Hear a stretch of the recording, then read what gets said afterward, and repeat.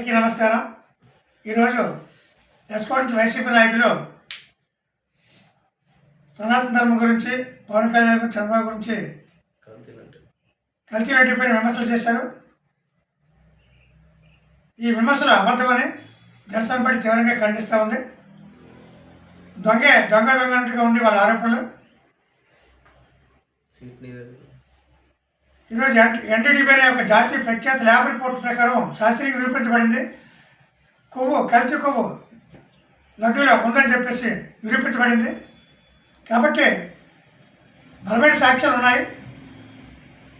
అందుకని మీరు చేసిన దుష్ప్రచారం మేము తీవ్రంగా ఖండిస్తున్నాం.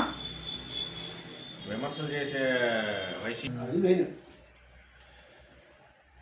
మరి పవన్ కళ్యాణ్ గారు ఒక రాజకీయ నాయకుడే కాకుండా సనాతన ధర్మం పరీక్షలుగా ఉన్నాడు.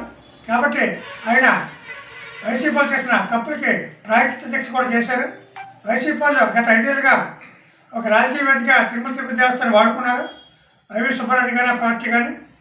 మరి ఆ రకంగా వాళ్ళు డైమండ్ నుంచి ఒక లడ్డు వరకు మొత్తాన్ని కల్తీ చేస్తూ ఒక చౌకబారు ఉంటే లడ్డూలు తయారు చేసి భక్తుల్ని అవమానపరిచారు. కాబట్టి వైసీపీ నాయకులే చంద్రబాబు పవన్ కళ్యాణ్ క్షమాపణ కోవడం కాదు, ఆ ఏడుకొండ వారికి వారి భక్తులకి క్షమాపణ కోరాలని జనసేన పార్టీకి మేము డిమాండ్ చేస్తూ ఉన్నాం.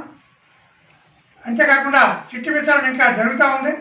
సిటీ పూర్తి అయిపోయినట్టు, నేరం నిరూపణ అయిపోయినట్టు మీరు అబద్ధ ప్రచారం చేయకండి. సిటీ విచారణలో నిజాలన్నీ తేలుతాయి, ప్రత్యేక రిపోర్ట్లు ఉన్నాయి. ఇంకా విచారణలో చాలా విషయాలు బయటకు వస్తాయి. అప్పుడు తప్పకుండా ఇది అబద్ధ ప్రచారం చెప్పేసి సిటీ విచారణ తేలుతుంది. అప్పటి వరకు మీరు వెయిట్ చేయండి. అంతేగాని దుష్ప్రచారం చేసి పవన్ కళ్యాణ్ చంద్రబాబుని విమర్శించే స్థాయి మీరు కాదని చెప్పేసి జనసేన పార్టీగా మేము తీవ్రంగా ఖండిస్తాం.